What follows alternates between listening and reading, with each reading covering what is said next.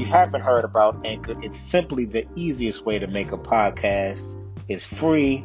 They're creative tools that allow you to edit and record your podcast right from your phone or your computer. They're distributed to Apple Podcasts, Spotify, and many more platforms for you. You can make money from your podcast with no minimum listenership. It's everything you need to make a podcast in one place. Download the free Anchor app or go to anchor.fm to get started.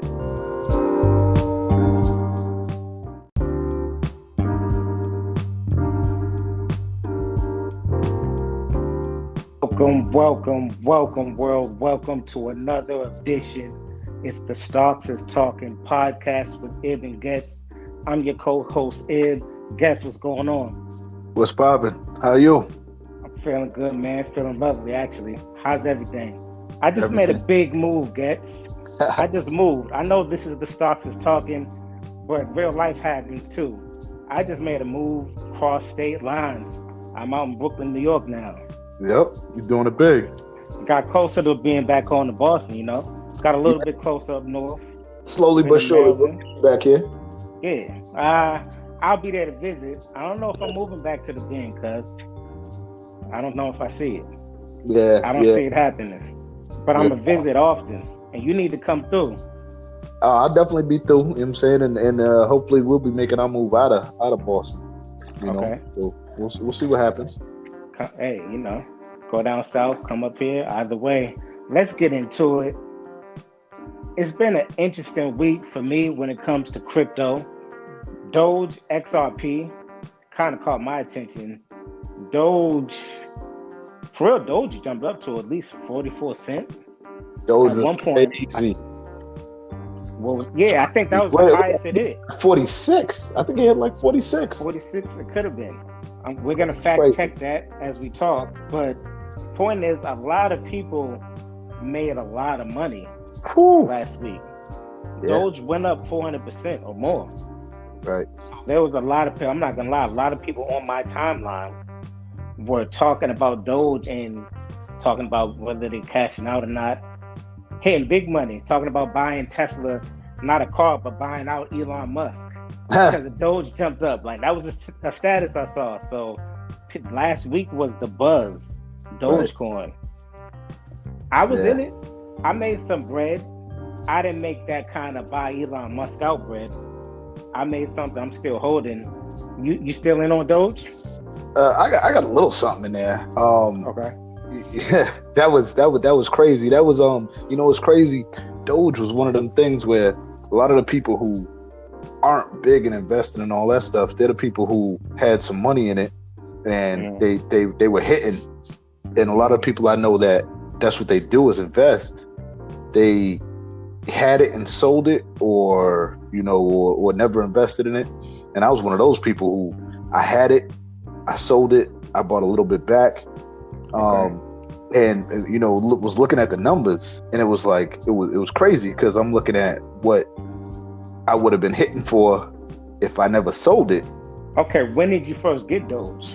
I feel Doge. Like you might have told me about it, or maybe not. I don't know. You might not have told me about Doge. Go ahead. Yeah, I don't remember. I think when I first bought Doge, I might have mentioned it, but it was 3/10 of a penny. 3/10 of a penny. Okay. Yeah, 3/10 of a penny. I had 70,000 coins. Oof. 70,000. Okay. And I don't know the number that I sold it at, but I know I made a profit. But it was well before this this craziness. Guess. Doge is at what, 30 something cent? Yeah, 31 cent right now. Damn. That's what we call a serious momentum push up. Yeah. Because it took off. Yeah. And a lot of people are saying Doge is still primed to go much farther than it is. If you look at it, it's only at 30-something percent. And if you look at what it's being used for, and it's being accepted in more places. I noticed that I heard Amazon was considering it again, or at least contemplating whether or not they're gonna accept Doge. Yeah, If aren't something they? like that happens, There's a petition going around trying to get Amazon to accept it. yeah, There's that the petition going around. So I guess 100,000 people have already signed a petition for Amazon to accept it. Who knows if they'll actually do it? I have my doubts about that one, but maybe they will. But so is this an example of buy the rumor, sell the news? Is this a rumor right now of Doge?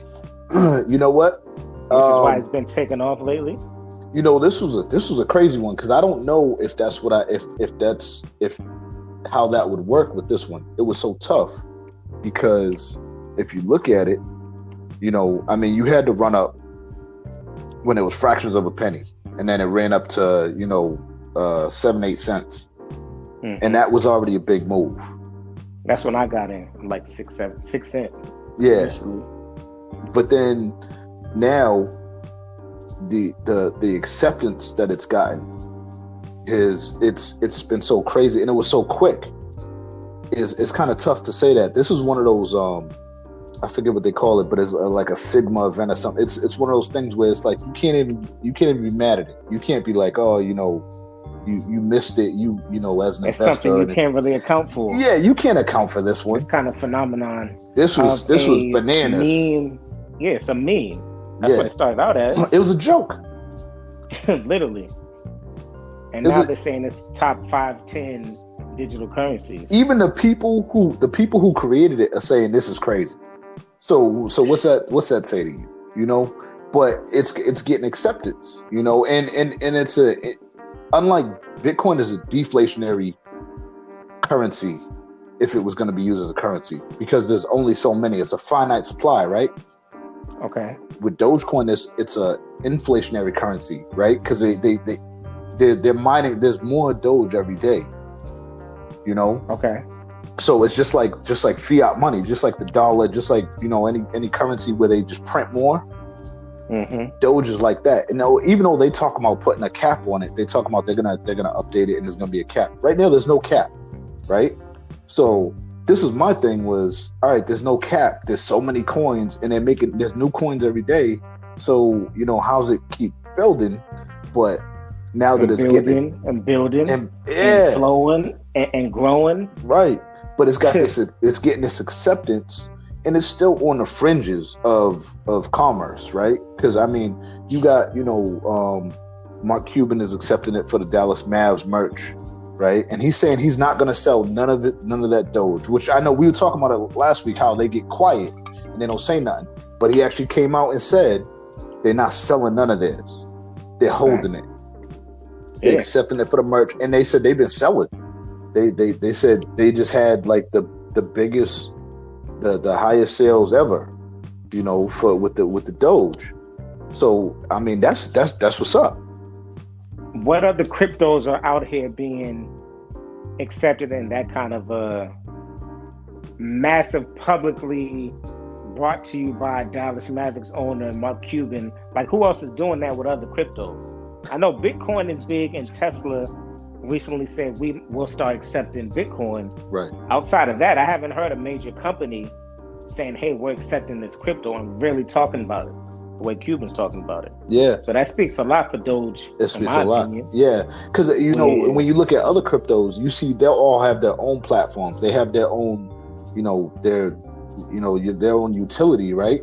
So you'll see cryptos where they'll be like, all right, if you shop through us, then you get our coin, Yep.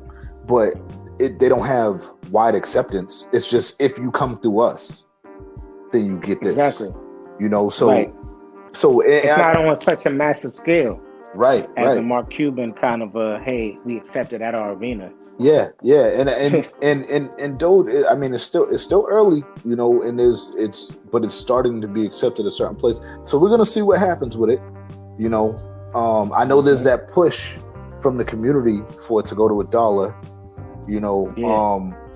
And I sat down this weekend, which I haven't had much time to do lately, but I sat down this weekend and started going over charts. And I said, well, I'm going over charts. I'm gonna go over crypto charts, and I looked at the Doge chart, I looked at the Bitcoin chart, ETH charts, all that stuff.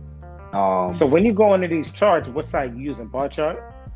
I actually was in I actually went through a few sites, but I didn't go on bar chart. I went through Webull, the broker. Okay. Right, they have a good chart platform. Yeah, Webull's actually pretty good. I was in Webull. I was in Robinhood. Even though I'm not a big fan of this, but they're actually better on a browser from PC based, which I found out recently.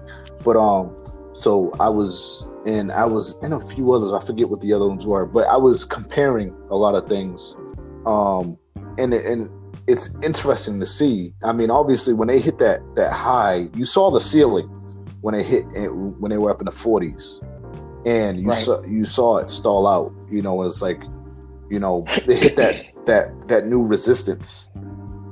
You know, it did. It hit it hard. It hit it hard, and then it came down. You know, down into the 20s. I think it was like 25.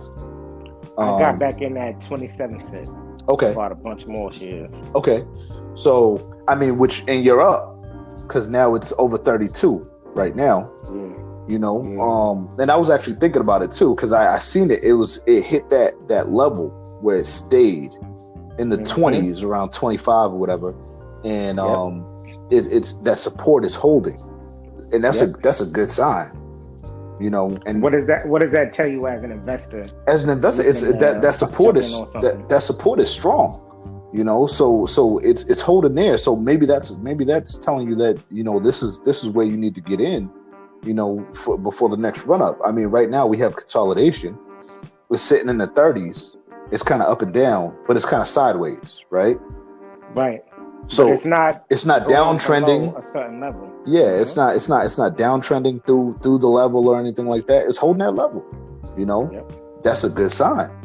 You know, and it's getting that acceptance. So that's big. You know, and congrats to everybody who's hitting off that. You know, and I know a few people, and it's crazy because, you know, then it's like I said, the retail investor who's not really in it, but they just, you know, we're in a different era right now.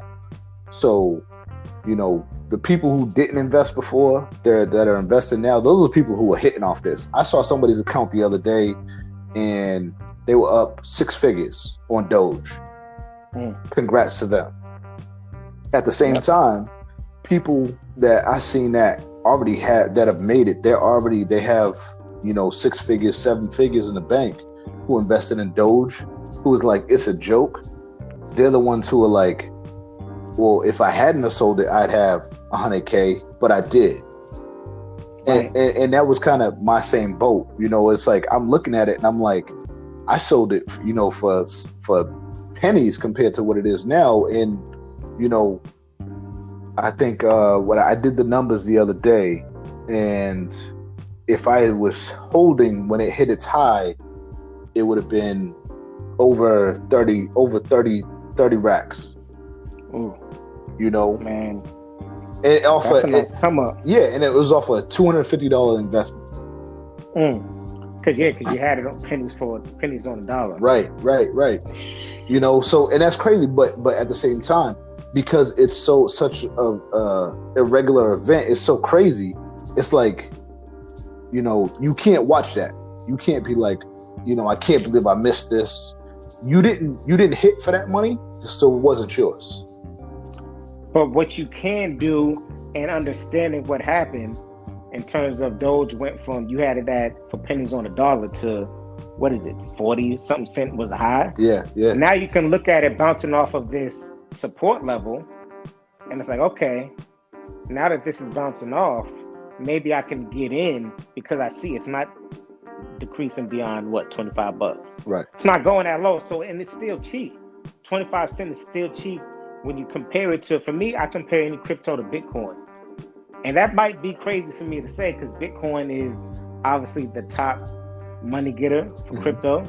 But if I see crypto and I see Bitcoin as this model of a company and what that price can be, well, shit, 25 cent, 30 cent, yeah, let me get on that boat. If I have another crypto that's now talking about, you know, you have Mark Cuban, Dallas Mavericks owner, talking about he owns his shares, he's not selling, and his arena accepts crypto in Doge. Right.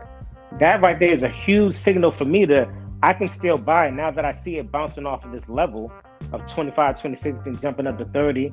Okay, like me, I jumped back in at 27 cents. Like, okay, it's pulling back. Let me jump in. Now it's up to 30, 31, 32? 32. Yeah. But I'm looking at, what was it a few days ago? It was at 40 something. It set a new level for it. Like, okay, I've seen this go to 42, so that is definitely feasible because we've seen it happen. Right. So it's possible for it to at least hit that number. Right. Well, if it hits that number, I'm going to jump in at 26, 27 cents. Right. And that can be a come up because I have a number to look at for what number have you hit in the past. Yeah, you have your resistance and your support levels. It's proven. It's proven. It's proven. And it was the same thing when it was at 7-8 cents. You know, it ran up to 8 cents and then it came down and then it was sitting around 4 or 5 cents. It proved the support. It proved it because it didn't hit it and then just keep dropping and go back below a penny. It hit that support and it bounced up. And now it consolidated there for a while. And that it's built a new support. Right. And that's the crazy thing is when you see those support levels and you have consolidation is great. I love consolidation because you have consolidation and that's like a spring coiling up. You know, you have that consolidation and it goes on for a while. As long as it's not, that's a good visual. Yeah, as long as it's not downtrending. If you have this spring and it's coiling tighter and tighter and tighter, when it pops, it's going to be crazy. You know, and that's what we got. Where it might go. Yeah, and that's what we got. We got this crazy pop.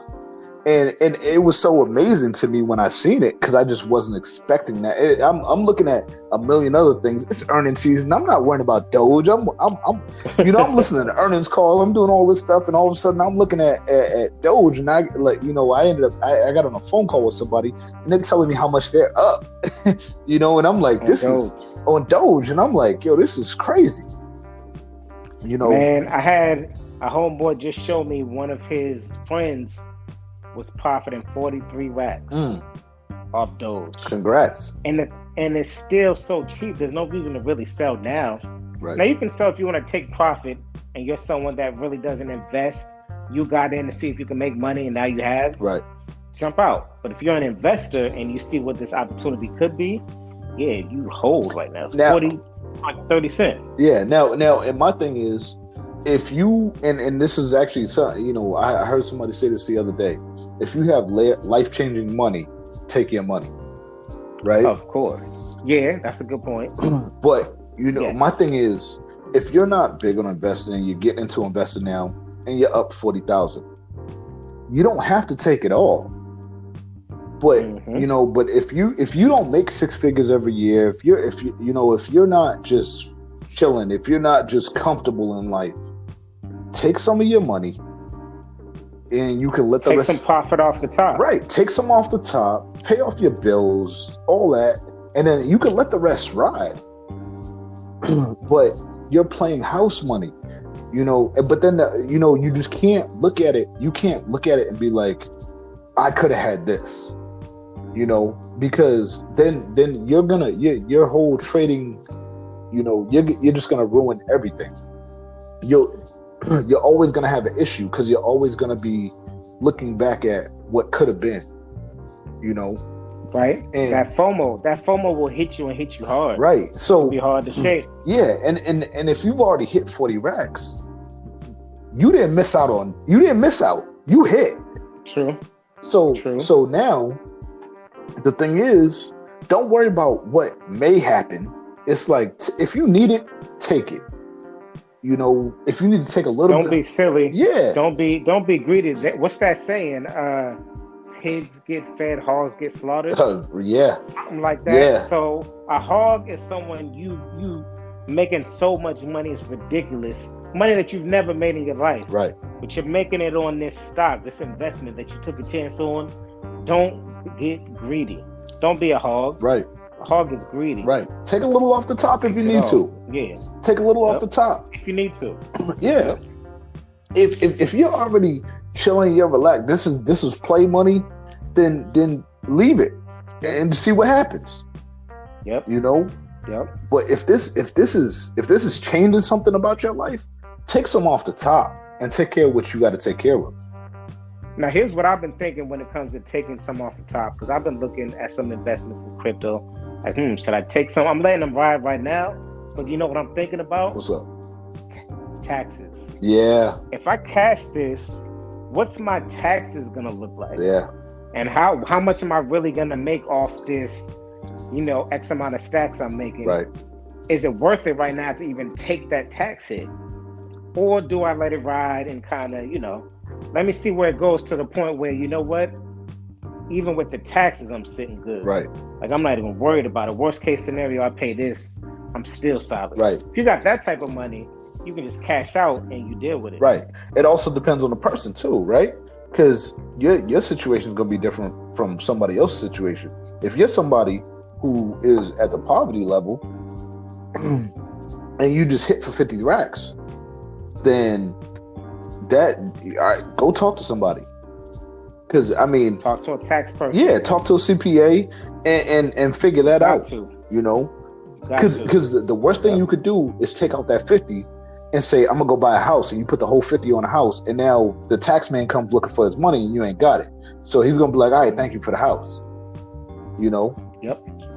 But that's how the government Debo goes. Right. They will come knock on your door and say, all right, come up off that house. Right. We'll take this. Yeah, So you gotta have your shit in order. Right. To avoid Debo. Yeah. So and obviously everybody's situation is different. You're a business owner. So you deal with quarterly taxes and stuff like that. Mm-hmm. So you're thinking about all that. All right, what's this gonna do? If I sell this, how's this gonna affect my tax liability? And it depends on what state you're in too. I hope you thought about that when you moved to New York.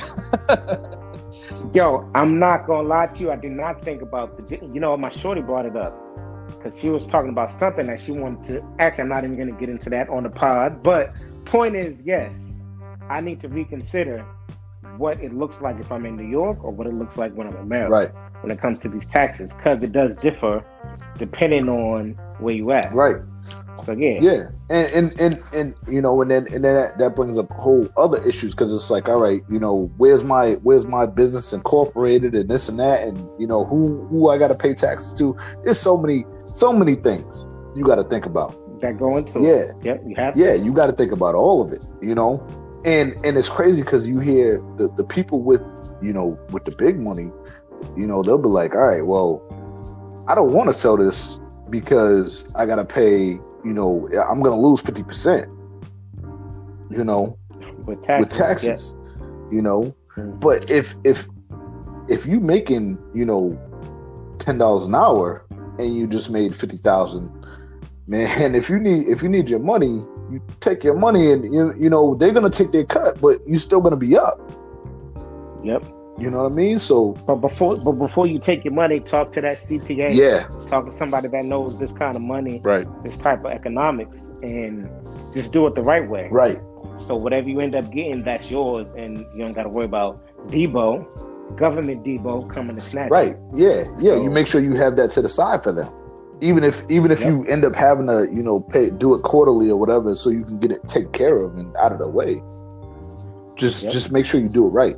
That's a big one. There's something that you mentioned way back. I'm bringing it back up because I thought it was a nugget that we didn't really touch on. You said Bitcoin was a deflationary currency, Doge was an inflationary currency. Mm-hmm. You said it very nonchalant. And I know we have these talks all the time, but we're doing this pod. Everybody don't know what inflationary currency and deflationary currency means. What did you mean when you said Doge was an inflationary currency? It's always, they're always creating more, right? So just like last week we was talking about the stimulus, right? Uh-huh. The stimulus, that's money out of thin air, right? They just print money, right? We have the central bank, which is not part of the government. That's a business, but they print money. The government says, all right, we'll put aside, $300 billion. And then the Fed says, all right, we'll take your $300 billion and then we'll will put $3 trillion in circulation, right? They just print it. Just like that. Just like that. Yeah. It's the press of a button, right? So now they do it's inflationary. That's why when we were talking about saving and everything, you have inflation. If you have a bank account that pays you 0.1%, but inflation is 2%, then you're losing money, right? Yeah. Because they keep printing money. So your money just sitting around is losing value, right? People look at their account and be like, all right, I have $10. Yeah, you have $10, but the $10 buys you a couple cartons of milk today, but tomorrow it's going to buy you 1.5. You know what I mean? And then next year it'll buy you one. Exactly.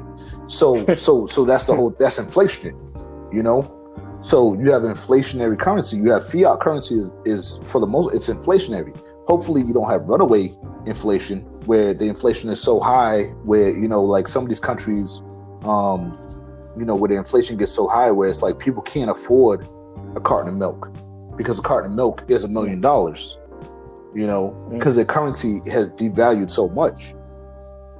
That's what you hope for. In the US, we're not there yet, but we have this debt that keeps building. So, if nothing happens, then it's a possibility to go there, right? So yeah, I think we talked about last week, March was like, set a precedence for the budget deficit. Yeah. You actually brought it up last week because the numbers are so crazy, and if you look at our debt levels and everything, it's bananas. Mm-hmm. So Doge is inflationary. Yeah, because it's just like fiat currency. There's constantly more being printed. There's always in Bitcoin. There's a cap. There's a cap. The cap is, I think, 21 million. I think there's 18 million in supply right now, and they say it's going to take like 100 years for the last 3 million to get mined. Right. Okay. So that means it's deflationary. So you only have a finite supply. It's not going to go up. So you have that. What the supply is. And which is my issue with Bitcoin is, all right, it's deflationary. You only have so much. How do you make that work for this ever expanding population? There's so many. There's issues with Bitcoin as a currency. I don't think it's a currency, but depending on who you talk to, it's a store of value. It's it's gold 2.0. It's all these things. But I don't think it's a currency.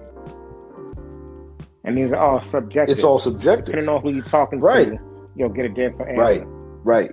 And Dogecoin, even though it's like, all right, if Dogecoin is an inflationary currency, just like fiat currency, and we have an issue with fiat currency where, you have somebody who just keeps the money printer running, well then, all right, well maybe that's our issue.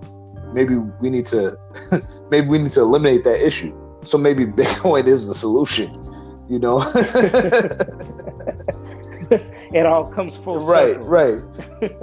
But there's that's a conversation for another day with a whole lot of us to have.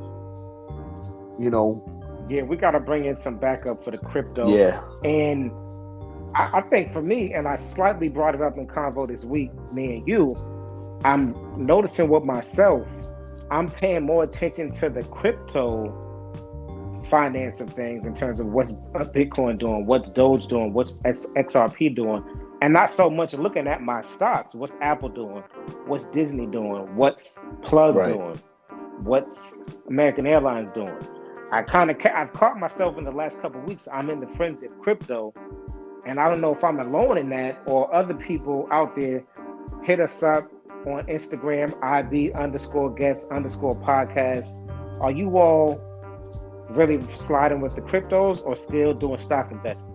Because for me, I'm kind of torn with the crypto. Guess what do you more? I'm still in my, because all we've been talking is crypto. And I'm still in my stocks. Like I'm always researching. So I look at the crypto. I try to understand. I have these conversations with the people that are in that world. But I love my stocks. and I still lean towards my stocks. That's what I do every day. I listen to earnings calls. I read reports. I'm still doing all of that, Earnings. I forgot about earnings. Yeah, it's earnings season. Started last week. So what's the hot topic? I mean, it's right now. Who did what? I know banks. Yeah, the banks was booming. The banks were doing their thing. The banks were doing their thing. They were all killing earnings. But it's not about the right now. I think right now, we got to look at towards the future as everything opens and all that. So the banks are killing. I feel like the banks are killing it. I feel like things are about to start closing down again. You think so? To be honest, and this is like some interesting real talk to have that we hadn't even talked about. I was reading something the other day or earlier today that the COVID numbers globally are going up. I think somewhere did a lockdown, like a month lockdown. I'm not going to name the country because I don't quite remember. But yeah, COVID numbers are soaring. So I'm like, okay, are things about to start shutting down again in the U.S.? It's a risk. Because I've heard the numbers here have been going up. So how do I want to look to play the investment game in the future, looking ahead to that possibility? Yeah. Because it looks like the numbers are going up. So what's going to happen? Yeah. You know what? And how's the market going to react? You know what? I'm going to say something that may be unpopular with some, but I find it funny that COVID numbers started going back up. But now with Biden in office, it's not talked about, right? Joe Biden? Yeah. What you got to say about Joe Biden? I'm just saying, since I noticed the numbers are going up, but ever since now the election's over, all that, whatever, that's done with. Now it's like, all right, the vaccines are happening, and now nobody's really talking about the fact that the numbers are going up. You don't get a report every day like you used to, right? But the numbers are rising. And I can understand if they're like, all right, the numbers are rising, but the hospitalizations are still down. But give me the number. Let me know what's going on, right? But I feel like that's not happening. They just kind of brush everything under the rug. But I've been seeing it. The numbers are rising and all that stuff.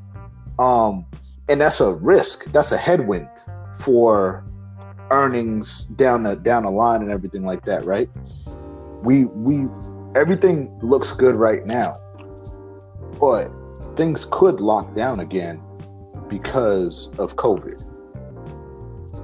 But the way that these governments' bank accounts work, they don't want lockdowns. So they definitely don't. They don't want that. Which is why they push this vaccine out. Right. So you push this, which is a whole nother topic. Yeah. So you push the vaccine. So now it's like, even when you listen to these earnings calls, it's just like everybody's like, all right, well, this is where we're at now, and we're gonna be, back where we should be in May, June, things like that. It's not like it depends on COVID. Only a couple of companies have I heard say, it depends on what happens with COVID. For the most part, a lot of who? I can't remember, so I'm not gonna bring up any specific names. But for the most part, a lot of companies, like when I listened to the Delta earnings, it was, all right, we've been blocking off the middle aisle, but the middle aisle's open in May. It wasn't possibly in May. It was middle aisle opens in May. Right? Okay. So, and as an investor, you'd be like, no regard for COVID. Yeah, they didn't. That wasn't the thing. It wasn't a maybe. It was, this is when it's opening.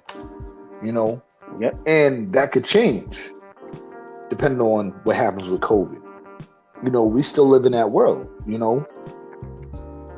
So, but like I said, the way these countries' bank accounts work, having economies closed isn't good for them. So they're not going to. They're going to do everything they need to do to open up. I know Europe was closed for a while. A lot of European countries, and even when you listen to earnings calls, it's always, well, Europe's still closed or it's just opening back up.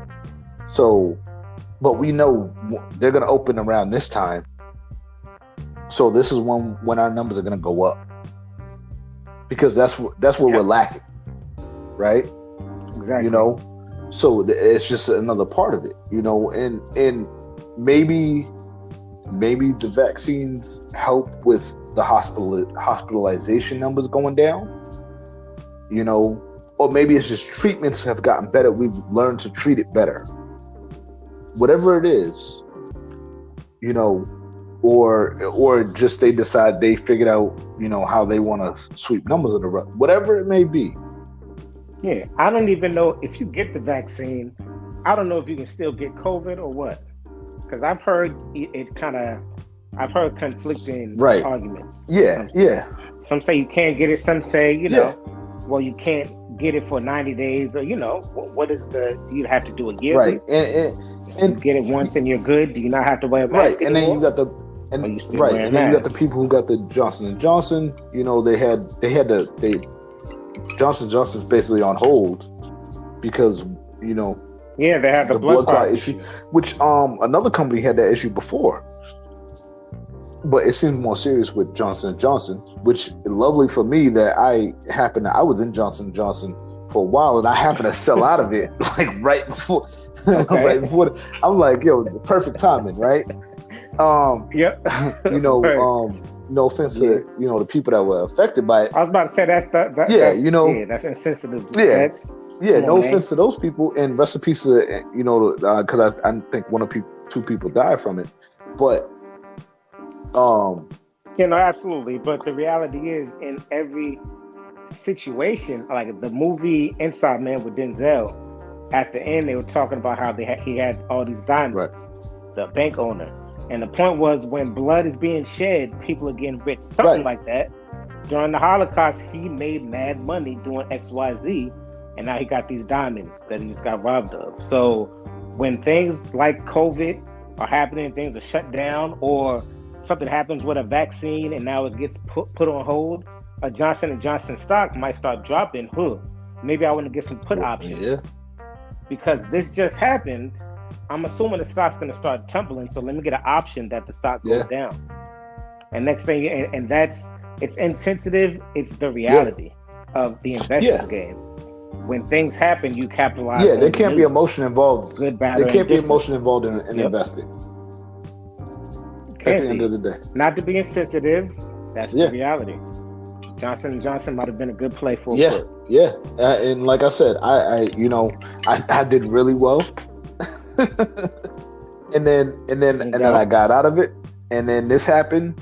So I was like, all right, cool, perfect time, and I got out, you know, at the right time. You know, so it is what it is. I'm just not messing with them right now. And I even had this talk with you where, you know, we talked about companies that were involved with COVID vaccines and stuff, and I said I don't invest in companies that are dealing with COVID vaccines. You know, I deal with companies who are doing other things who may also be dealing in COVID vaccines. But they're not actually giving the vaccine. So the company that's supplying the plastic that the needle goes into, you know, something like that company making the plastic that goes into it, what are they doing? Yeah. But even dealing with like a Johnson & Johnson, it's like the COVID vaccine was like, that was like an extra, you know? I invested in them because of all the other things that they do. Even though they have other issues and things going on with like the baby powder and stuff like that. But they dealt with that. They were already down. So it's like, all right, well, y'all are down. They already paid a bunch of money out. Let me jump in, y'all, and ride it up. And it was going up, and I made my money. And then it's like, all right, you know, all right, I made my money and now I want to put it somewhere else. And I jumped out, but I wasn't sticking in it because of the COVID vaccine, you know? Right. You were sticking in because there are other means to monetize.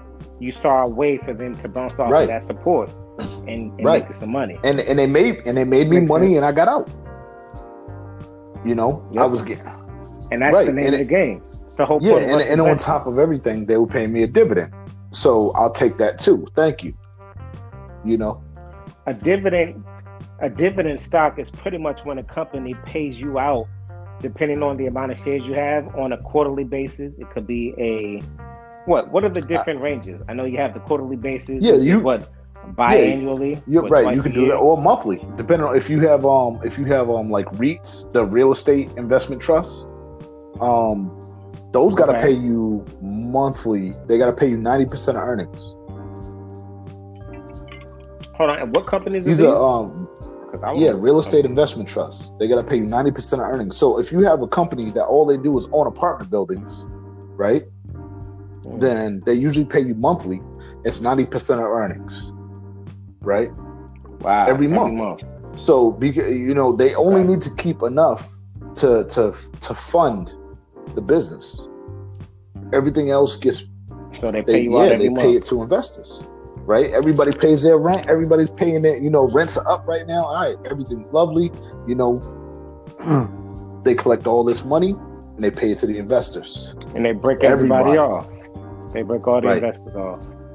That's a smart. Are you investing in any of these? Do you have? I think the only one I that are like. Yeah, I think the only one I got right now. I think Simon Property Group is the only one that I'm invested in, and I'm not sure if they're monthly, but. Like Simon, I got in. I did a couple things with Simon because they own high-end malls, right? So the malls got killed during COVID. So I got in Simon. They were down. I got in while they were down. On one side, just personally, I just invested, right? Because I have the M1, the portfolios where it's all broken up. The pies. Exactly. And then on the other end, I have things that I just invest in personally where it's, by itself. I did both with Simon. Okay. That's smart. With Simon, I was building up this one in the pie. It's in there, and that's long term. Anything that goes in the pie is long term. So let me ask you this. So when you're doing the pies, and one of the company, because the pie pretty much consists of, I'm going to have 4 slices to this pie, i.e. 4 different. It could be. It don't have to be 4. It could be. I got a pie that's got like 40. So you have a pie of 40 stocks. If 20 of those stocks pay out dividends to the average investor, do you get dividends monthly or quarterly, even though it's in your pie of different stocks? You get those? I still get my dividends. I still get my dividends. So my dividend, for like I said, for the most part, is quarterly, and then there's a couple in there that might maybe monthly or biannually or whatever. But for the most part, it's quarterly. So I've got a pie just for dividends. I was just gonna say that would be a smart idea.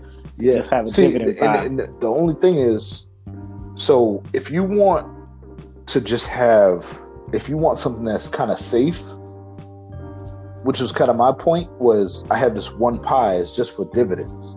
So the return on it is only 2 or 3%, right? Which is just about at the rate of inflation, right? So it's just keeping my money safe. Okay. But at the same time, I put a couple of companies in there that during COVID may have paused their dividend or lowered their dividend. So that means when this is hopefully, eventually, this is all over. The dividend gets increased or gets put back in place.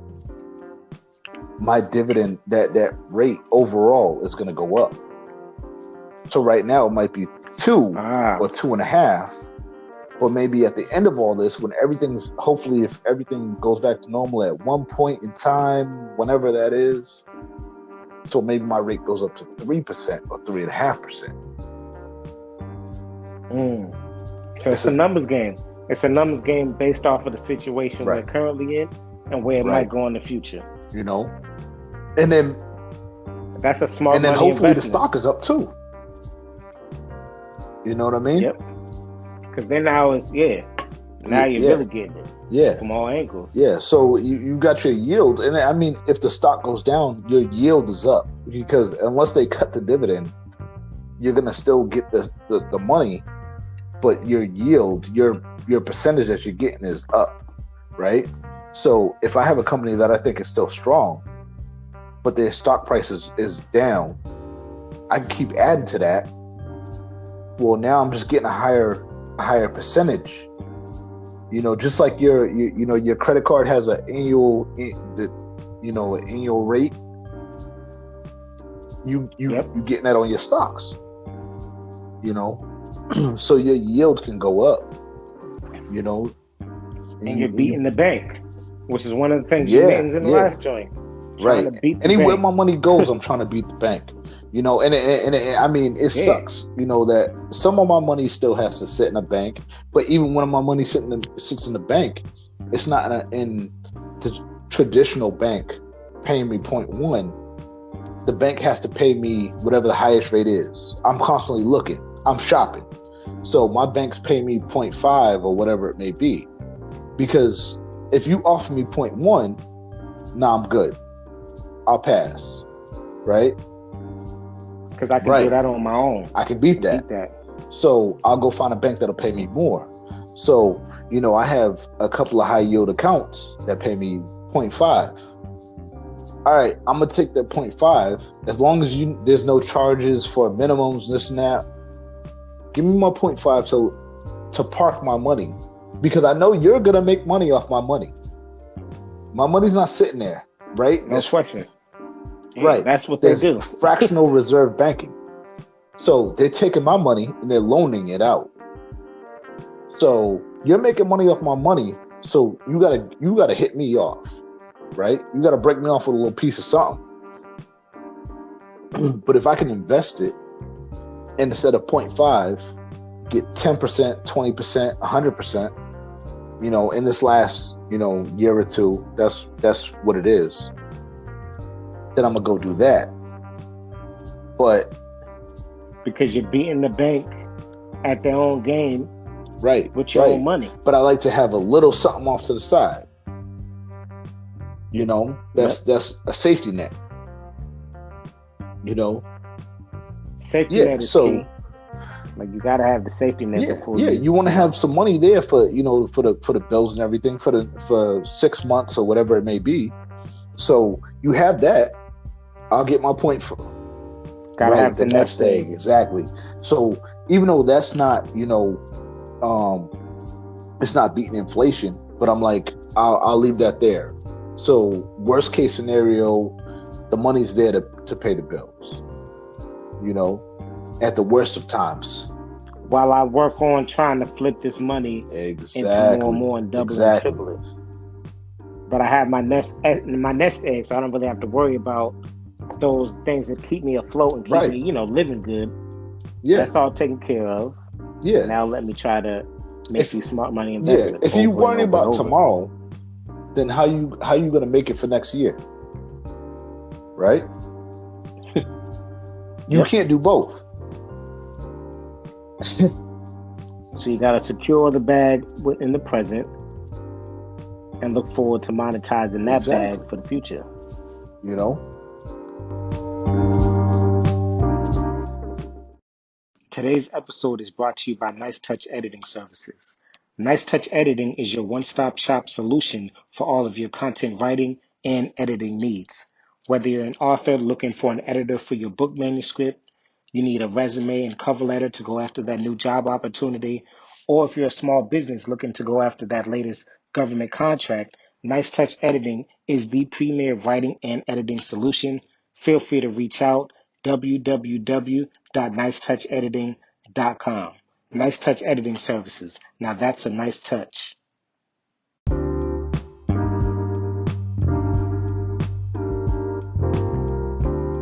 At the end of the day, we all just really want to leave the markets in a better place than when we first entered. You know, when I get into the markets, once I'm done investing, I want to leave having made a lot more than what I came into it. Right. You know? So that's why we have these discussions to talk about, you know, stacking chips, talk about crypto, talk about earnings, talk about all these different entities, these different companies, these different investment platforms, because we just want to leave the markets with more money at the end of it than we all started with. Exactly. So with that in mind, I know Snap and Netflix are coming out with earnings, and I think those are just to bring it back to the stocks, because this is the Stocks is Talking podcast with Ibn Getz. Thank you all for tuning in. You know, I ain't gonna lie, Getz, I'm a little juiced up. This is episode 4, and it's starting to just get real comfortable, you know? Yeah. I feel like the pause are just coming out how me and you talk every day, and I'm loving it. So I'm just excited. I'm excited, and I look at Netflix, I look at Snap, and I'm like, okay, earnings, those are the type of companies, especially with Netflix, it's going to move on earnings. For the better or for the worse, Netflix it's going to move. So the question is, what are we anticipating? Is it going to move to the up, meaning now the stock's going up and I want to buy a call option? Or is this thing about to tank because they miss on earnings and miss all the expectations, and now I got a put option? What's your take? I know my take is this, real quick. We've been in this corona pandemic. Everybody's been flooding Netflix because they're Netflixing and chilling. But now more than Netflix and chill, people are Netflix and living. Like you live by Netflix. It's not just a Friday, Saturday date night. It's every day. It's on Netflix because you're in the crib.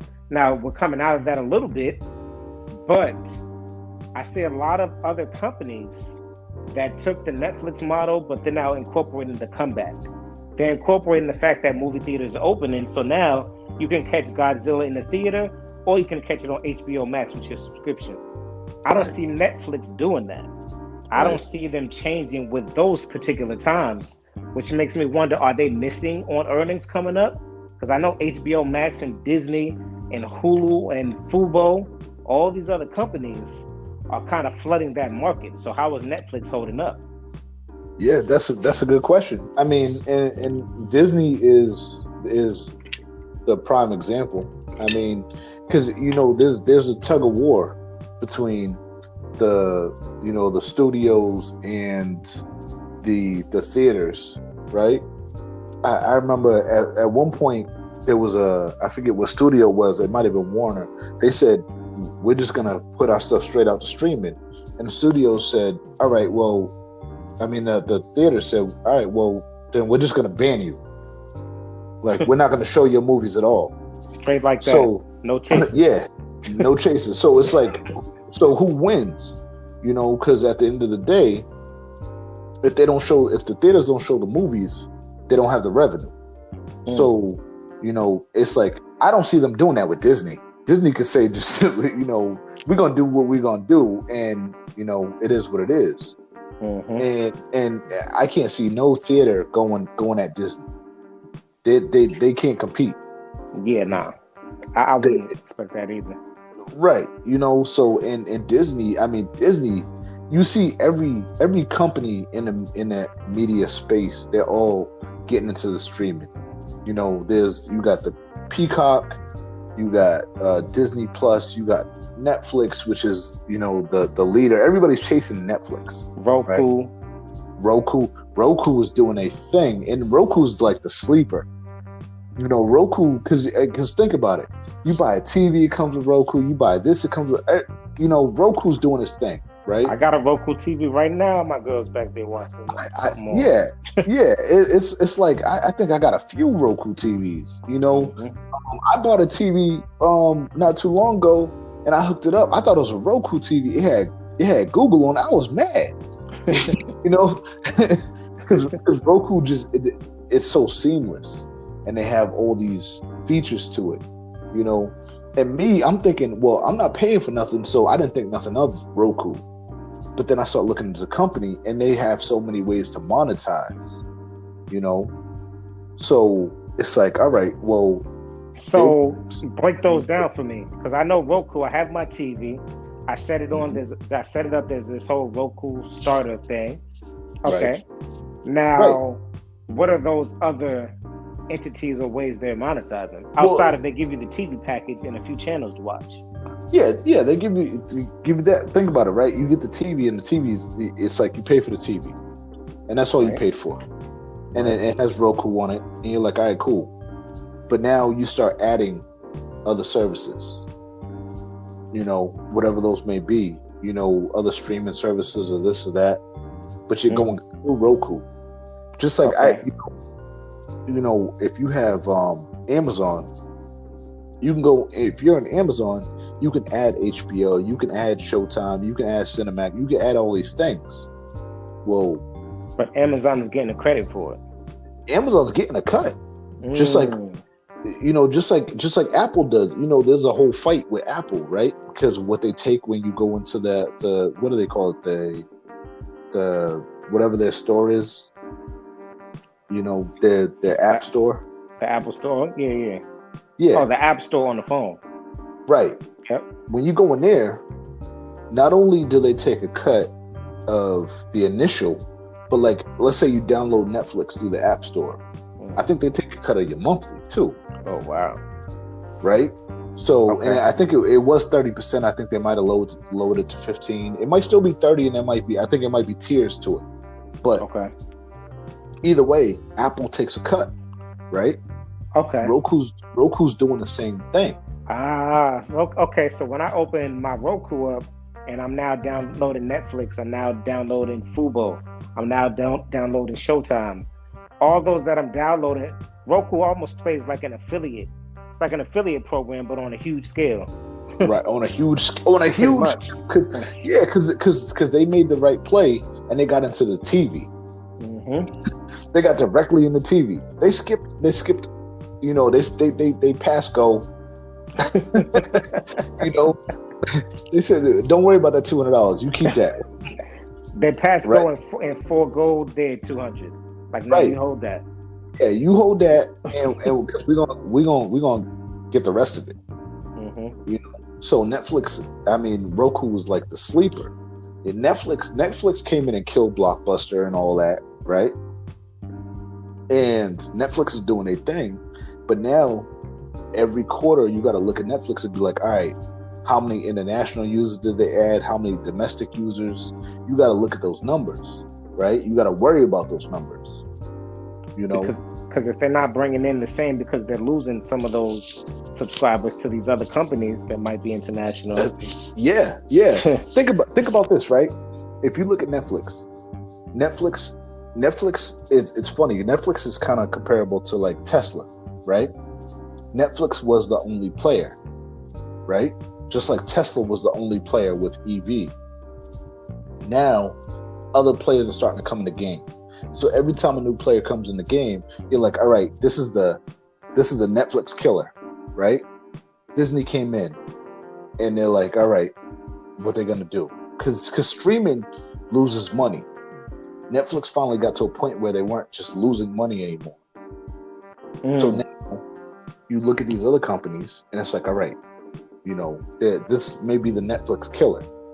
Disney, in my opinion, is the only one who could possibly be a Netflix killer, right? Just because of what they own. They own so much content. They have the rights to so much, right? Nobody's competing with Disney. And Disney, before they had their own streaming service, their stuff was on Netflix, right? Yep. Now they could be like, all right, well, we got our own streaming service, so we're gonna take that back. So now Netflix, you no longer have rights to show those Disney films. Right. So now, which is a hit for Netflix, because a lot of people then go, let me get Disney Plus, so I can get some of these Disney shows or movies. Right. And on one end of it, so all right, you don't have our shows, so now you got to create your own, which costs money. Yep. Right. So, and maybe that costs you more than what it was costing you just to have the rights to our shows, right? Yep. So, all right, you have that. Well, Disney, and that's called licensing. People out there. Yeah. Licensing is key. Like, if you have your own business, eventually, if you have an item or a product or a service, that's the way when you're really making that business money, when you're licensing your product out or your service out, so that other companies that have their own audience or fan base are now taking part of your service, and you didn't even have to go do that advertising. You ain't got to do nothing. You paid your expense one time to create. Yep. And now you just keep keep collecting off of it. Yep. It's the same thing with intellectual property, right?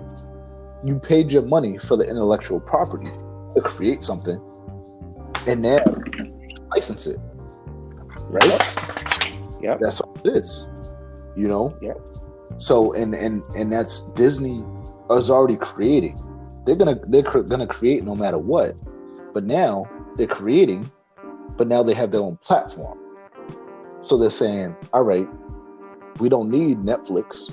We have our own platform. We can create TV shows. We can create movies. We don't need the movie theaters. We can still use the movie theaters, but we don't need them. Mm-hmm. Right? We're making our own productions. Right. That's promo. We all right. You know what? We're not gonna kill y'all right now. So we'll give y'all the movie for a couple of weeks or something. But then either maybe we'll wait a couple of weeks and then we'll put it on the platform, or maybe we'll show it at the same time that it's on your platform. But all right, you charging $20 a ticket because y'all theaters got a little nicer, your seats got a little nicer, and maybe we'll charge, $50 to show it on a streaming service. Mm-hmm. But I mean, if I'm sitting at home with all of my kids, I got a football team at home, right? So if I'm sitting at home with all my kids, I'm like, you know what? I paid $50. It's worth it. It's worth it. I'm saving money. I hit up Walgreens or the dollar store, get the same candy on a low, right? and pop some popcorn. It'd be good and be so good, right? It ain't gonna cost me $200 at the movie theater. Yeah. So for you, that service is valuable. Yeah. On top. Right. So, and when we throw all some people are gonna want the experience though. Always that person, not only just the experience of watching the movie, but that person-to-person connection, even with strangers. Right. People like that. Yeah. Just being in that environment and having other people's reaction to the same shit. Yeah, you ever been in a movie? People start cheering and stuff. It's like, yeah, it's a thing. You're not gonna get that at home, or maybe you do. I don't know. I don't get that at home. But some people want that. They want that whole experience of going to the theater and doing all of that. Exactly. Cool. For me, I'm gonna want to save my bread. Because then I can go invest it, Yep. So it's what it is, Yep. So with all that in mind, it makes me because we're having this discussion because we're talking about earnings play for Netflix. The way we lay it out, I'm thinking our earnings going to be so lovely for Netflix that they kind of succeed in what all the expectations were, and now they're taking off. Well, I don't see that. I don't see them dropping. Yeah, I see. There's too much competition. Well, not just the competition. You got to think. You got competition and you got recovery, right? You got everything's opening. So you got competition on top of the fact that people are like, stuff is open. I'm out, right? Yep. So it's risky. Because the luster of Netflix is now people want to get out a lot more than they used to want to get out because we've been in for so long. Mm-hmm. So people are traveling excessively just because they can. Yeah. Wherever they can. Yeah. So they're staying away from Netflix because I don't want Netflix and chill. Right. I want to travel and chill. I want to travel and sip. Yeah. Well, I'm gonna put that on a t-shirt, guys. Travel and sip. And you know what? And I was actually I was looking at numbers. Mm-hmm. So, I think we brought up last time the for TSA checkpoint numbers, right? Yes. So we're at like 1 million a day. We're over 1 million a day. So we're basically at 60% of what we were in 2019, right? Okay. So if we're at 60% now, and that's with middle aisles closed at some airlines, right? Mm-hmm. And airlines are saying in May, middle aisles will be open. Mm. So you're gonna start getting closer to that 2019 number, right? So maybe it hits. So we're at 60% now. Maybe we hit 70, 75%. If all those people are traveling, right? They're not watching Netflix. They're not watching Netflix, except for when I think Netflix might have deals with a couple of hotels. I think I seen once. Yeah, but it's not gonna be. It's not the same. It's not the same. Yep. So now you got to worry about it. So and this goes back to like what I was talking about. All right, they got earnings, but remember I said I play up to earnings, not through. Right. So you got to start trying to figure out the sentiment around Netflix, and maybe you look at like Google Analytics, Google, the trends or whatever, and figure out what's going on there, or look at stock twits or Twitter, and you start trying to figure. That's a good social media platform. It's for investors. I want to follow other investors. Yeah, you want to and try and figure out what's the sentiment around Netflix, because my thing is Netflix was a stay-at-home play. It's not a recovery play. It may be long term. Maybe it's good. Maybe you wait for a drop and maybe you get into them.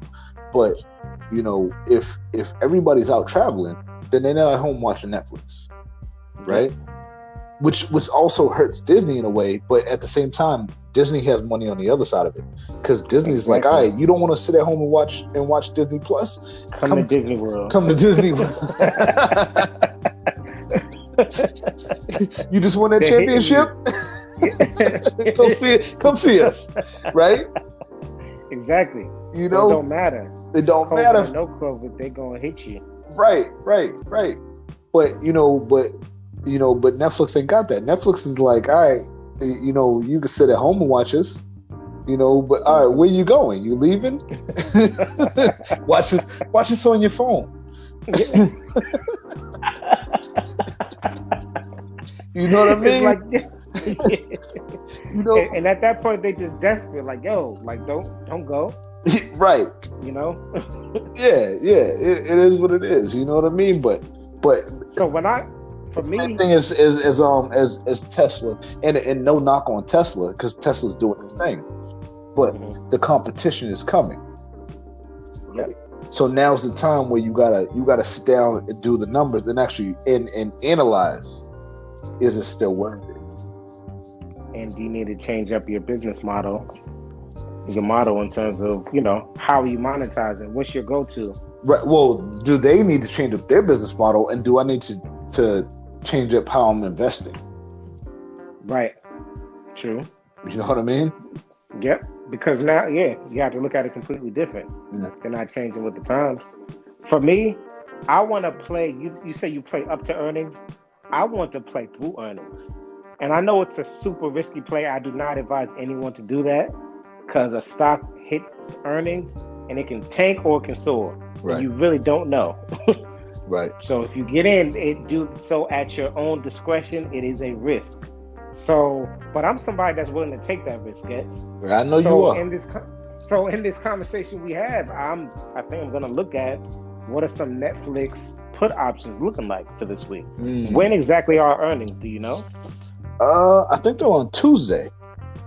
So that would mean I would want to get in by tomorrow and just bank that. Honestly, I'm banking that it's dropping because of all the competition and the fact that we're getting into recovery. Okay. And Netflix hasn't found a way to monetize on the recovery. Right. Outside of being a pest, the way you so adequately described and played out. I'm thinking the sentiment is, my sentiment is they about to tank come earnings. Okay. So I might want to take that risk. Okay. Because you scared money don't make no money. That's real. Yeah. So when we have educated discussion, which is why we rap so much, which is why we started the pod, because we talk like this every week before we make plays.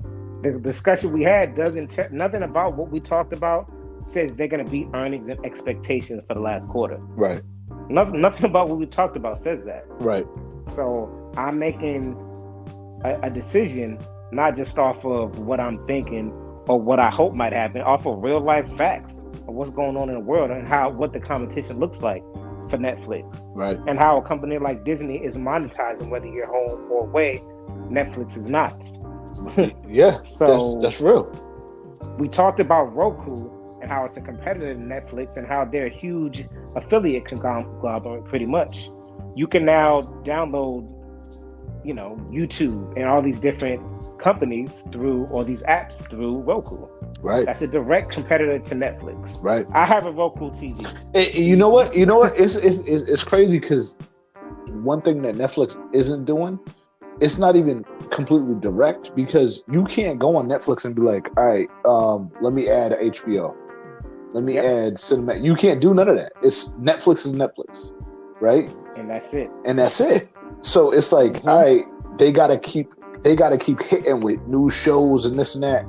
And now that everybody else is coming out with streaming services and everything, now those other companies don't want to give Netflix their IP, the license, right? The license, They don't want to give them the intellectual property. They don't want to give them the rights. They don't want to give them the license to nothing, right? Because they're gonna have it on their own. So now Netflix has to spend the money for the talent, the directors, everything to create their own. And then you got to promote it and get people to come watch it. Right. And they got to hope they stay home and watch it. Exactly. Where these other companies are like, all right, we're gonna create this content. We have all these deals in place, so we can put it on our streaming service. We can put it on TV. It's on cable. It's all these. It's in a movie theater. Netflix doesn't have that. I even heard about Amazon talking about buying movie theaters. Really? Yeah. Okay. I haven't heard that one. Yeah, I heard that a while ago. It's like, imagine if Amazon, I mean, when they step into stuff, they just step into it. They step on stuff. But imagine if Amazon, right? Because Amazon does the same thing. But Amazon, you can go and you can buy others. You can subscribe to other services through Amazon, right? But you get the initial service you get for free, because not for free, but you're an Amazon Prime member, right? Yep, exactly. And you're paying for that. You're already paying for it. So they say, all right, well, we'll give you XYZ because of that. And then, all right, so you can subscribe to these other services on top of that. But then imagine if they had theaters and they're like, all right, well, you're a Prime member, then you get into the theater for $1. You know what I mean? Like they're creating other ways. If they do it, it's speculation. But if they do that, but it's like, I haven't heard nothing about Netflix doing that. Netflix is Netflix, right? Right. And that's it. And that's it. And maybe they surprise us. Maybe they'll come out and be like, "Yo, we bought AMC like 6 months ago. We just ain't tell y'all." Maybe they'll come out, but I highly doubt that. You know what? But we have to see what happens. But they got to surprise us, just like we talked about other companies, and just like we talked about Snap, which has earnings coming up. We talked about, the issue where we had a difference of opinion, right? A major difference in opinion. Right. But it was huge difference. Huge. But it was all right, Snap is doing something. And I don't see how Snap gets out of this, because, Facebook owns Instagram. Instagram is going after Snap, right? Yep. So, but what Snap did, even though their user numbers weren't growing, they learned how to monetize better with the users they had. They did with the the advertisement game. They've got so many different shows.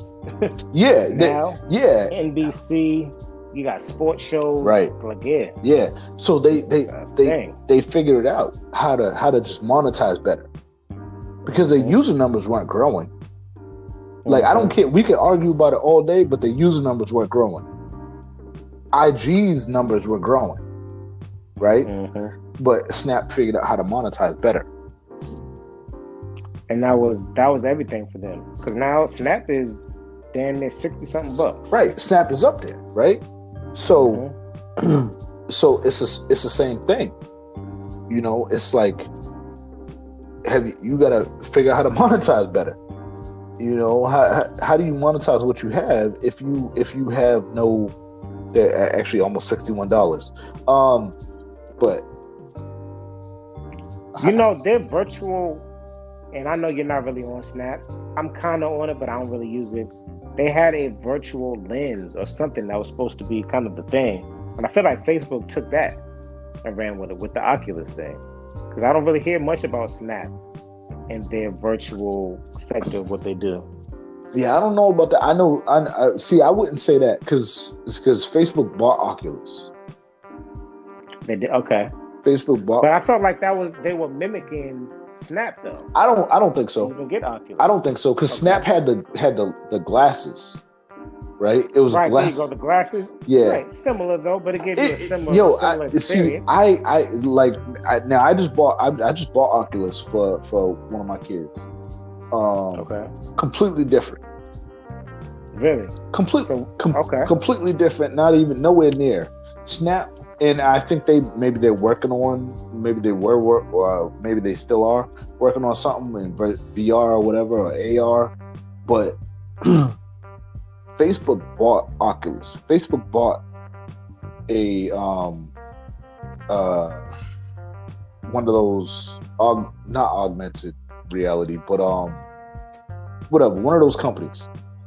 They bought them, you know, from somebody who already had built the company. Okay, so they just bought out the intellectual property. Yeah, they bought they bought it and they kept growing it, and now, you know, like I played it, and it's crazy. Yeah. Yeah. I haven't played it. I've actually used it, and it's kind of crazy. Okay.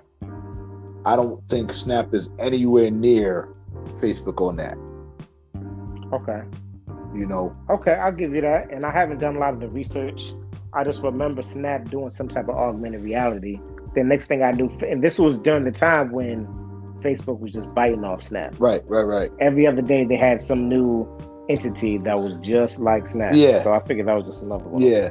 Nah, but that one, because one thing Snap does, they do augmented reality is one thing that Snap does well with the filters and stuff. Yeah, exactly. You know, but as far as bringing a whole nother company to the mass, as far as because with Facebook, with Oculus, they actually got into the gaming. So they're competing against, you know, now they're competing against Microsoft and Sony. Okay. As far as gaming, they're like, yo, who's Snap? When it comes to that, you know what I mean? So, true. And I'm impressed. You know, actually, you know, more. I think they're more competing with Sony because Sony does that. Sony has the VR headsets and all that stuff. Right. Microsoft been working on that stuff, and Microsoft actually just did a deal for the U.S. Army for their AR, but they don't really offer it as far as gaming, you know. Okay. But I think that's on a whole different level for Snap. I don't think they're competition when it comes to that. Snaps, you wanna have a funny snap and you wanna have dog ears or something. All right, cool. You know, but get you a Snap filter. Yeah, get you a Snap filter. But Facebook, they got the Oculus. They're like, nah, come buy this equipment and, you know, do your thing with it and take on this experience. Yeah. That's what it is. When you actually put it on, and it's an experience. It's actually kind of crazy when you actually do it. You know. Okay. So what are we thinking about Snap in terms of earnings? Because I haven't seen much in terms of innovation from Snap lately.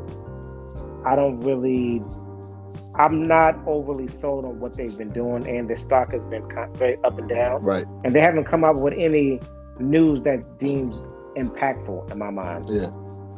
Which makes me think, okay, I don't know if I'd even want to play Snap on an earnings play. It smells like a sideways movement to me. Yeah, I honestly have no feelings towards Snap. It's crazy because that's because you ain't like Snap from the jump. Right? You told me to get out when I had it at $10 a share. Yeah. I said I don't see the vision. Yeah, you know what? $50 later. Yeah, You still don't see the vision. $50 later. Maybe I will buy some Snap from earnings. Yeah, $50 later, I still don't see the vision. I feel like nobody's even talking about them anymore. Exactly. So I got nothing on Snap. I'm just staying away from them. I'm so good. Like, you know, Snap, they Snap is Snap, and then they had the glasses, and they had vending machines, and they were selling glasses out of the vending machines, and then they were supposed to have like a new version. But there's nothing crazy with Snap, in my opinion. Like, I'm good on Snap. Like, I still don't want to mess with them like that. I'm looking at the chart now, and even the chart, it's like there's nothing that makes me want to mess with Snap. When you speaking of charts, which one? I'm typically looking at the 10-day chart and the daily. Which charts do you look at? I go through a bunch. See, in my big thing, I go through all of the charts. I'll go through a daily chart. I'll go through a monthly chart. I'll go through a 3-month chart. You know, I'm going through all these charts, and I actually just started going through them again as we're talking, and I'm like, you know, the only good thing I could say is I see a whole lot of consolidation on the snapshot. so it's that. So it's about to be a major pullback. So it's that spring coiling up. So maybe they'll go somewhere. Okay, but right now it's just coiling. It's just coiling. But I mean, even, you know, it's like they hitting all the levels. They hitting the resistance, the supports. You know. So I'm so good on Snap. I'm just not touching them. You know, I'm just like. In other words, you can't call it. I can't call it on Snap either. I'm staying away from it. I am interested in Netflix, their earnings. I think I might want to get a put on them. But I'm also, another big news item was CoinBase. That was crazy. IPO hit last week. What is CoinBase at right now? Do we know? CoinBase at 344. 344. What did they open at? So they were supposed to open. So they were supposed to open at 250, right? Okay. So if you look at it, it'll say 250 is what the opening price is. Coinbase, you never got to touch Coinbase at 250. You never got to touch it. No. The low was 310 so far. Yeah. So what it actually opened at was, I think, around 375, 380, right? So because I actually, so what I did was on the 14th before the open, because they didn't open actually until 1 or 2 in the afternoon. Yeah, it took a while. Yeah. So that morning I put an order in at 250, right? Which I knew was never gonna get filled, right? But I said, in case of that like Sigma event where like nobody bought it, I put it for a bunch of shares too. Where I was like, if I can get 250, then clean my account out. Give me everything I can have at 250, right? No doubt. So smart play. So I put in the order, and then it opened at like 375, 380. So I'm like, whatever. Never approached that 250. No, never. So I'm like, all right, I'm good. I'm gonna chill. Even though I like Coinbase, and I think they're worth a lot of money, but show and prove. You just had a quarter where you did 1.8 billion gross, and you did 700 to 800 million net revenue, right? So I'm like, but is that sustainable? Because that quarter was more than you made in the whole prior year, right? True. And the only reason that quarter was so big, your quarter is big because crypto was big. It's been an explosion. Right. It's still a frenzy out here. Right. But if crypto dies down, does that kill your earnings? Absolutely, for something like Coinbase. You think so, right? I mean, that's their primary way of monetizing the company if you're buying crypto. Right, but it's not just... I thought that was the platform. That's the platform, but they also have other services, right? So they have... you could buy and sell crypto on there, but they have these other services where where you're borrowing, you're lending. They have these other things that they're working on, right? So there are other ways of monetizing. I didn't realize it. I thought they would simply buy crypto, sell crypto, exchange crypto. No, they have a bunch of other ways that they're working on monetizing the whole crypto market. So that's smart. Yeah, so that could be worth a lot, but right now, I don't think it's worth like $1 trillion. $1 trillion, not crazy like that. So my thing is, I was like, all right, I'm willing to buy it. I would have spent probably up to $300 a share. And I'd still get in. If it drops back down to 315, because there's a great chance this thing's gonna tank again. It always happens with these IPOs. Yeah. You know what? Always happens. You know what? If I had been really watching it, I probably would have bought it when it was in the low 300s. Yeah. Me too. Because it's worth it. In my opinion, for the long run, it's worth it. But my thing is, closer to 400 and all that. Now I want that in the future. I want to buy it low, and then I want to see it at those numbers. But I want to see me in the money. I want to have profit at those numbers. Right, not get in at those numbers and wait for it to see those. Yeah, I don't want to pay $400 a share. I think it went up to like 427, 429, something crazy like that. I don't want to pay that. Yep. Yep. And then it hit that resistance. That was the resistance. Yeah, because and also because it was a direct listing, right? So as soon as it went public, anyone who owned the shares already was able to sell the shares. There was no lockup period, right? They didn't have to wait.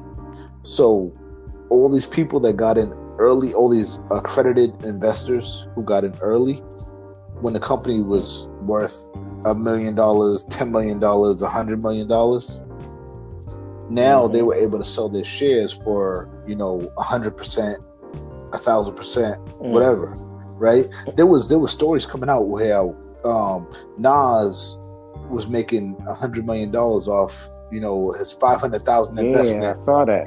Kevin Durant, was making so many millions. It's like all these people now, if they wanted to, they could sell their shares, right? On day one. So that's going to put pressure on the stock and push it down. Yep. So you had to deal with all that, and that's what we want to get in, right? So I definitely, if I was really paying attention, once I seen the numbers skyrocket to like in the 420s, I just walked away. But if I had been paying attention and I seen it drop into like the low 300s, I probably would have bought it. Right. I actually, you know what? I'm lying. I did. I didn't buy it individually, but I added it to one of my M1 portfolios. Oh, one of those pies? One of those pies. So you have fractions of shares. Yeah. So I added it there. Okay. I said, I went and I added it, and I just said, whenever they do the buy, they do the buy. Okay. And then I'll deal with it from there. That's smart, cuz I need to make these one of these pies. You said it's just a good way to be. Yeah, I know. I said it last episode. Yeah, you said it 2 episodes ago. Actually, I ain't gonna hold you though. Hey, that's what you need though. People to hold you accountable. That's good. I need to get on it this week. Because I've been working on this move. You've been busy, and you a business owner. Yeah, man. So. And I got new contracts starting, subcontractors working for me. Like, it's a whole thing. But I'm still giving game to the people, or chopping it up with you so we give game to the people. So, yeah, man, making time for what I want to make time for. This is one of those biggest things. One thing we were talking about, I think yesterday, briefly on a quick call, growth stocks. And there's a few companies, but I just want to preface this by saying, making the big money in the market is about getting in early. Mm-hmm. Am I wrong, Gets, or what? Nah, you're right. You got to get in early. So when we talk growth stocks, when we talk about companies that have potential to grow and grow and grow, you want to pay attention and then do your due diligence and your research into these growth stock companies. We got one for you. Guess what is it? Yeah, we was talking about UiPath. That's the one. I hit you yesterday, the day before about UiPath, and I was like, I think I mentioned a while ago. SoFi is supposed to be doing this thing where you could get into stocks pre-IPO or something like that, but yes. So yes. I haven't gotten into that yet, but I was actually it actually came up on something on another platform, and I started looking into it, and for some reason something made me look at this company, and I sent it to you after I looked. I was excited. You were excited, yeah, because I was just like, and I still haven't looked at it. I have not looked. They call it software robotics, and software. Yeah, it was crazy to me because it was like they give you a way to automate your actions during the day, like through software. So okay. So I went. Help me understand. Yeah, it's that. like your normal routine with all the programs that you use, you can automate it, but they call it So I like to use Microsoft Outlook. I'll get on Instagram to post on the Stocks is Talking podcast handle, which is IB_guest_podcast on IG. So I use Instagram, I use Microsoft Outlook, I'm on YouTube. Actually we just put out our new YouTube Gets. I don't know if we've even put it out to the people yet, but it's available. Stocks is Talking podcast with Ibn Gets. We're on Stocks YouTube, is Talking. People. Yeah, hit us on up. YouTube. Stocks is Talking. Hit us up. Subscribe, like it, share it, love it. We out there. But the point is, I'm bringing it all back to what the discussion is. So I use Microsoft Outlook, I use YouTube, I use Instagram and Facebook. So I use those 4 applications on my phone. What does this new company then allow me to do? I still got a lot of research to do, but so your everyday actions that you do going through like Microsoft Outlook, Excel, things like that, they automate a bunch of the things that you do. So their thing is not eliminating the person, but making what they do, automating those tasks that they do repetitively. Okay, so if I check emails, it'll somehow be synchronized. It would automate some of that. So it's there's certain things in your email that you're looking for, and this and that. It would automate certain things that you do. So I was looking into the company, and I started looking at the numbers, and the numbers were just, I was just feeling the numbers. So that's why I sent, as far as their growth, Okay, which is key. If you got a company or stock that's growing, that's a company you want to look into. Yeah, I mean, it's not like, you got a company, when a company gets so big and they're only growing 10% a year or 5% a year, it's like, all right, they kind of got into that. They plateaued. But this company was a company that's growing, 100, 200% a year, something crazy like that. But it wasn't just about, the earnings wasn't just growing, but their expenses were going down, which means their margin, their margins are going up. The amount of money that they're actually keeping is going up. And so it caught my attention. So then I started trying to look into ways how to invest in this company, because I said, all right, well, they had the 20,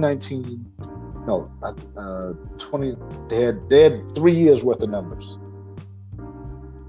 And as I was going over those numbers, it was like, all right, in the middle, they had a 1 year where they barely made any money. Well, they lost money, but the number was pretty significant that they lost. But they didn't really make that much money either. And then they had the next year, they made good money, but they spent a decent amount of money. But then so they still weren't coming out. Yeah, they still were in the red. But then you had the 2020 number. The amount they made was so significant, it was crazy. But the amount they lost, because they still took a loss, but the loss was so small. I said, this company's about to turn to profit. Ooh. Okay. And the company's about to go public in like a week or two. What is the name of this company? It's UiPath. And what's the stock symbol? I'm about Path, to look them up. PATH. PATH. Yeah.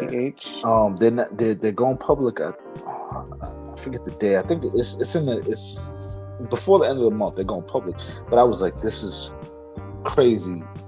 I need to be a part of this, and that's why I hit you up about it, because I said not only do I think it's an investment opportunity, but I said it's also good for you. Might be good for your business.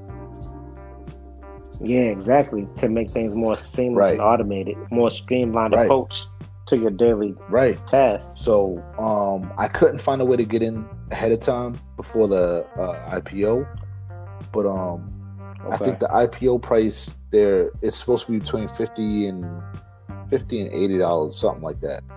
And what's the name of that company? UiPath.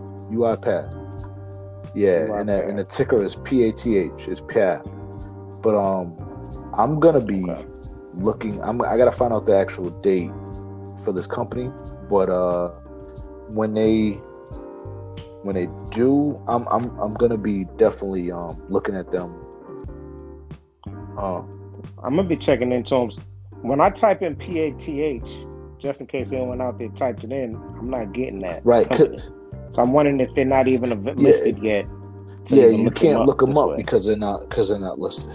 Like I'm on Yahoo. It's not gonna come up. I was actually on the NASDAQ site and they came up, but there's a certain way you got to look them up. I have to find it again. But gotcha. But it's UiPath. Yeah, and the ticker symbol is Path, and they're gonna.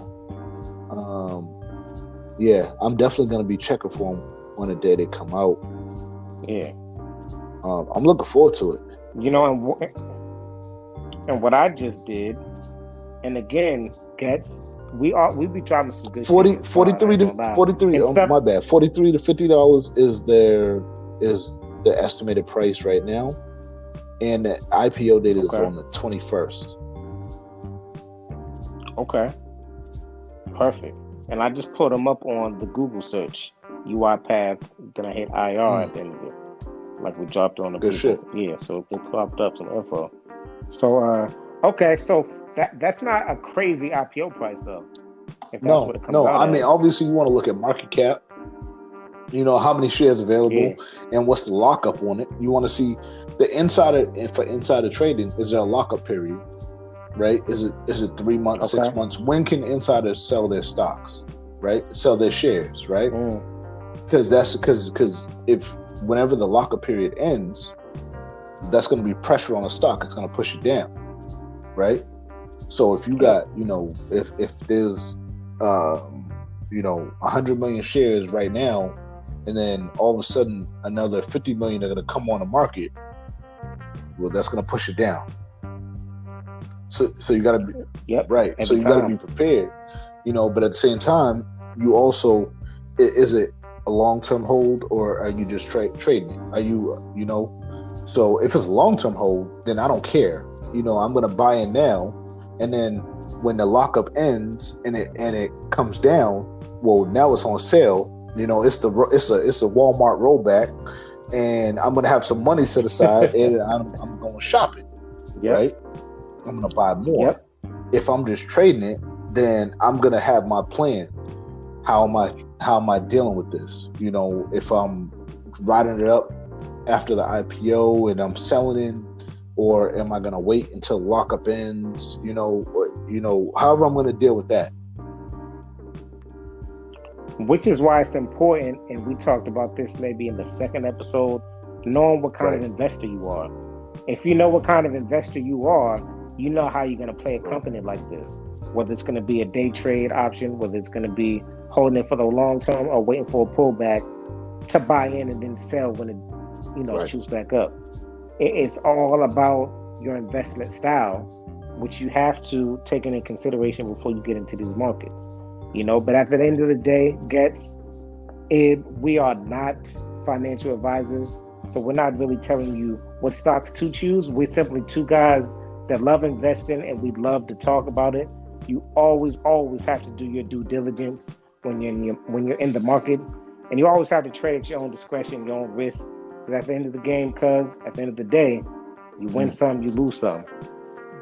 This is the Stocks is Talking podcast with Ibn Getz. We was chopping it up for a while. If you stuck with us, you true supporters, which means we appreciate you. Favorite this podcast. We appreciate you. Make sure you follow us on YouTube, Stocks is Talking podcast. Make sure you hit us up on Facebook, Stocks is Talking with Ibn Getz. And make sure you follow us on IG. That's IB_Getz_podcast. That's